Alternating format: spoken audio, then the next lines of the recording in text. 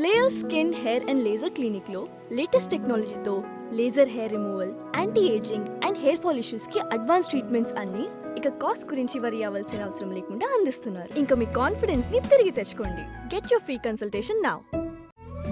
తెలుగు వారి number 1 choice Telugu matrimony. వైసీపీలో లోకేష్ అభిమానులు ఏంటిది ఆశ్చర్యంగా ఉందా? ఈ పనులు కూడా కొన్ని ఆశ్చర్యంగానే ఉన్నాయి. ఎందుకంటే ఇటీవల కాలంలో రాజకీయాలు ఎంత దరిద్రంగా తయారయ్యాయంటే చివరికి సొంత బంధువుల్లో కూడా పార్టీలు చూసుకునే దుస్థితికి వచ్చేసాం.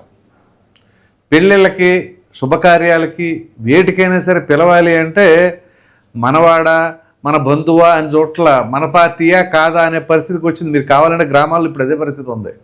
అంత దుస్థితి, రాజకీయం అంత దరిద్రంగా తయారైంది. ఒకప్పుడు లేదు. ఒకప్పుడు వేరువేరు పార్టీలైనా బ్రహ్మాండంగా అభిమానంతో పలకరించుకునే వాళ్ళు అదే ఎన్నికల వరకే చూసేవాళ్ళు.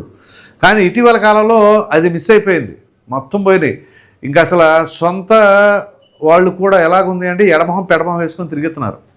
ఎందుకంటే ఎప్పుడో ఎన్నికల్లో జరిగింది మనసులో పెట్టేసుకొని మరలా ఎన్నికలు వచ్చిన దాకా అదే పరిస్థితి కొనసాగుతూ ఉంది. అది ఇప్పుడున్న పరిస్థితి. సో ఇటువంటి వాటిల్లో ఒక పార్టీ వాళ్ళు ఇంకొక పార్టీ వాళ్ళని ద్వేషించుకోవడం, అసహించుకోవడం ఇంకా విపరీతంగా పెరిగిపోయింది. అది ఎంత దరిద్రం అంటే చివరికి ఇంట్లో కుటుంబ సభ్యులను సైతం బయటకు తీసుకొచ్చి మాట్లాడుకునేంత దారుణంగా. సో అటువంటి తరుణంలో ఒక పార్టీకి సంబంధించిన వ్యక్తి ఇంకొక పార్టీలో ఉన్న నాయకుడిని పొగుడుతున్నాడు అని అంటే దానికి ఏదో బలమైన కారణం ఉంటుంది. ఆ బలమైన కారణం ఏంటి? అలా అభిమానించేలాగా సంపాదించుకోవడం అంటే ఆషామాషి వ్యవహారం కాదు కదా. సో సాధారణంగానే ఒకే పార్టీకి సంబంధించిన వాళ్ళల్లో 2 గ్రూపులు, 2 నాయకులు ఉన్నప్పుడు 2 గ్రూపులు ఉంటాయి. సో ఒకరికి సపోర్ట్ చేస్తే ఇంకొకరికి యాంటీగా తయారైపోతూ ఉంటారు. సో అటువంటి చోట ఇక్కడ 2 పరస్పర విరుద్ధ పార్టీలకు సంబంధించిన దాంట్లో అందులో ఒక వ్యక్తి సోషల్ మీడియా యాక్టివిస్ట్గా ఉన్న వ్యక్తి మరి నారా లోకేష్ను పొగిడారు. అంటే ఎందుకింత నేను సుదీర్ఘంగా చెప్పాల్సి వస్తుందంటే జస్ట్ 2 days బ్యాక్ జరిగిన ఒక ఘటన. ఇక్కడ చూడండి, ఈ భాస్కర్ వైఎస్ఆర్సీపీ అతను మీకోసం, పార్టీ కోసం నాకున్న శక్తి మేర కష్టపడుతున్న వైఎస్ జగనన్న మా నాన్నగారికి యాక్సిడెంట్ అయ్యి ప్రాణాపాయ స్థితిలో ఉన్నాడు. నా శక్తి మేర ఖర్చు పెట్టాను, కొంచెం అండగా నిలబడి ఆదుకోండి.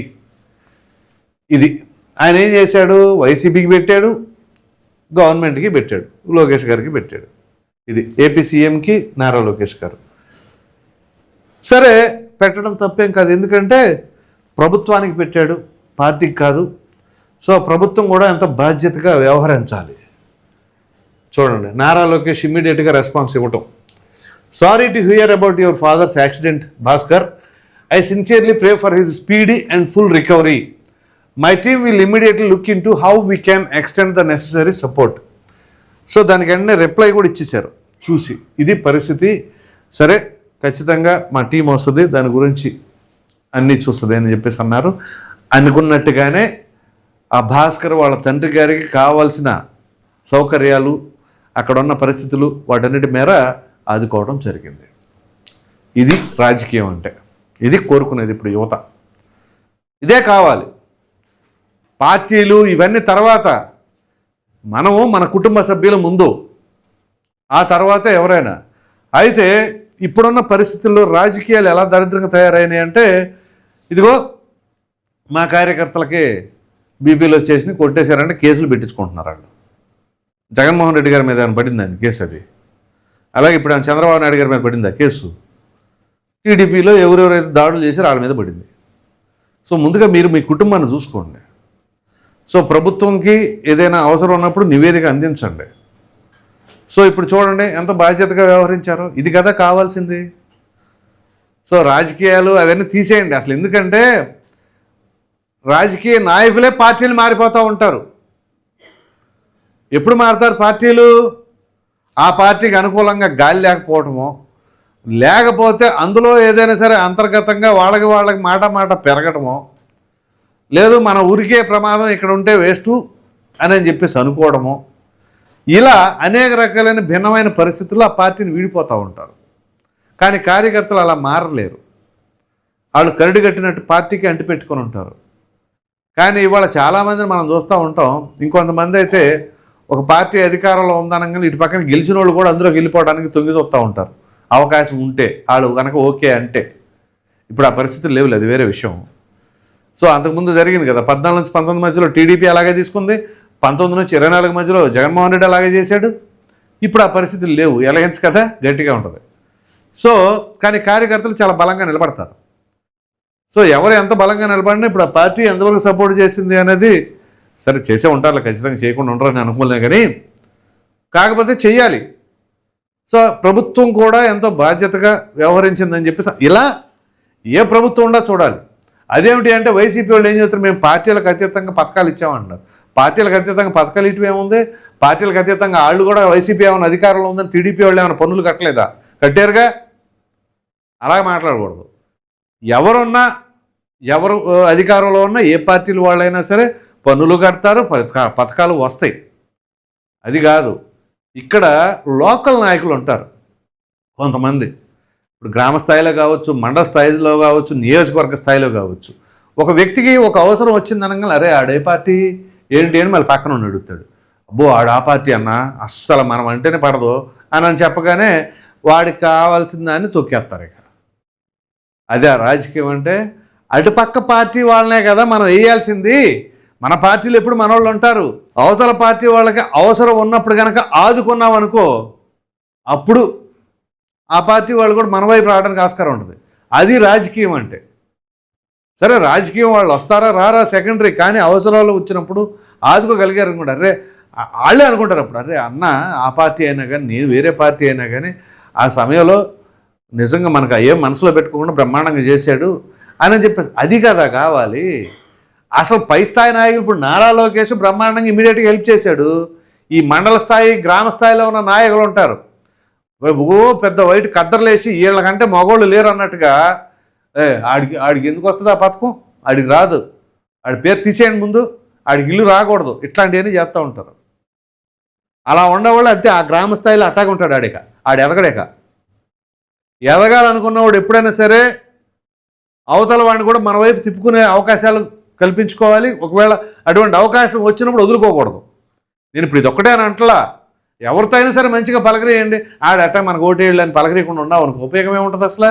అప్పుడు ప్రజల మనిషి ఎలా అవుతావు? నాయకుడు అనేవాడు ఎప్పుడైనా సరే పార్టీలకు అతీతంగా కులాలకు అతీతంగా అందరిని కలుపుకుపోయేవాడినేవాడే నాయకుడు. నాయకత్వ లక్షణాలు అవి. ఇదే నారా లోకేష్ ఎన్ని అవమానాలకు గురి చేశారు పాపం. ఒకప్పుడు ఇతను కూడా చేసేసి ఉంటాడు ఏదైనా, లేదా ఎవరితో అయినా సరే వాగ్వాదం వచ్చినప్పుడైనా సరే లోకేష్ గారి గురించి కొంచెం గట్టిగానే ఏముంది లేరా ఆ టైప్లో అని. కానీ ఇప్పుడు ఎంత గౌరవం ఎంత అభిమానం పెరుగుద్ది. ఒకవేళ మాట్లాడుంటే నేను చెప్పి మాట్లాడాడు అని అనట్లా, ఎందుకంటే సోషల్ మీడియా యాక్టివిస్ట్ అంటున్నారు కాబట్టి అతను. సో అటువంటప్పుడు ఆ స్థాయి ఇప్పుడు చూడండి ఎంత ఎంత ఎత్తుకు ఎదిగిందో. సో ఆ తరహాలో ఏ రాజకీయ నాయకుడిగానే ఉండాలి. అంతెందుకు ఇదే పవన్ కళ్యాణ్ ఉద్దేశించి చాలామంది చాలా రకాలుగా మాట్లాడారు. ఇప్పుడు కొంతమంది ఆఫ్ ద రికార్డ్ మాట్లాడుతున్నారు, ఆయన సూపర్ అండి బాబు అది అని చెప్పేసి. ఇదే టీడీపీ వాళ్ళు ఒకప్పుడు విమర్శించిన వాళ్ళు ఉండారు. అదే టీడీపీ వాళ్ళు ఇప్పుడు నెత్తిన కూడా పెట్టుకుంటున్నారు. అఫ్కోర్స్ వైసీపీ వాళ్ళకి కొంత బాధ ఉంటుంది, ఎందుకంటే ఆయన వల్లే మొత్తం ఇంత దారుణంగా ఉన్నామని. కానీ మనసులో ఉంటుంది పవన్ కళ్యాణ్ లాంటి చిత్తశుద్ధి ఉన్న నాయకుడు ఉంటే భలే ఉంటుంది అని చెప్పేసి. అలా నా దగ్గర చాలామంది వైసీపీ వాళ్ళు మాట్లాడారు. సో ఆ తరహాలో రాజకీయాలు అనేవి ఆ ఎన్నికల సమయంలోనే, ఆ యొక్క ఎన్నికల సమయాల్లో కొట్లాటలు గొడవలు ఉండకూడదు. ఎవరి సిద్ధాంతాలు వాళ్ళవి, ఎవరి వ్యూహాలు వాళ్ళవి, అంతవరకే ఉండాలి. కానీ అధికారంలోకి వచ్చిన తర్వాత వాటన్నింటిని పక్కన పెట్టేసి నిజంగా ఎవరెవరికి ఏ అవసరాలు ఉన్నాయో, ఏ కుటుంబం ఆ పరిస్థితుల్లో ఉందో, కష్టాల్లో ఉందో వాళ్ళకి ప్రభుత్వం బాధ్యతగా వ్యవహరించాలి. ఆయా పార్టీలు కూడా ఆ బాధ్యతను తీసుకోవాలి. పార్టీలు కూడా కార్యకర్తలు ఎన్నికల సమయాల్లో అన్నింటిలో వాడేసుకొని తర్వాత విస్మరిస్తే ఇంకా పార్టీకి బలం ఎక్కడి నుంచి వస్తుంది?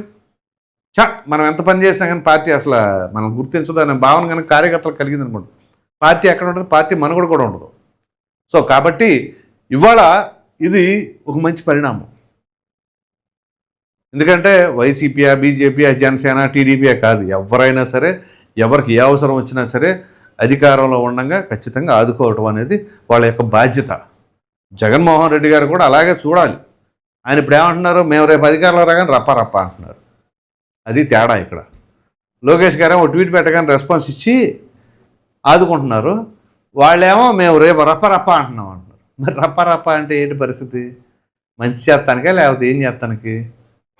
మరి ఎవరిని రప్పారప్పాలాడతారు, ప్రజలు డిసైడ్ చేస్తారులేండి. ఇక ఏదేమైనా ఇటువంటి రాజకీయాలు అనేవి ఒక శుభపరిణామం. సరే, మరి లోకేష్ గారు ఆ యొక్క రెస్పాన్స్ ఇచ్చిన విధానం, ఎందుకంటే నేను ప్రాక్టికల్గా చెప్తున్నాను, నేను కూడా ఒకసారి చిన్న ఇష్యూ ఉంటే ఎస్కలేట్ చేశాను. నాకు సంబంధించింది కాదు, సమాజానికి సంబంధించింది. అది ఇమీడియట్గా ఆయన రెస్పాన్స్ ఇచ్చారు, వాళ్ళు పిఏ కూడా కాల్ చేశారు. సో ఆ విధంగా ఉంటుందన్నమాట. కాబట్టి ఇప్పుడు ఇదైతే ఈ ఎపిసోడ్ ఉందో, ఈ ఎపిసోడ్ పైన మీరు ఏమనుకుంటున్నారు అనే అభిప్రాయాన్ని కామెంట్లో ఖచ్చితంగా తెలియజేయండి. Thank you.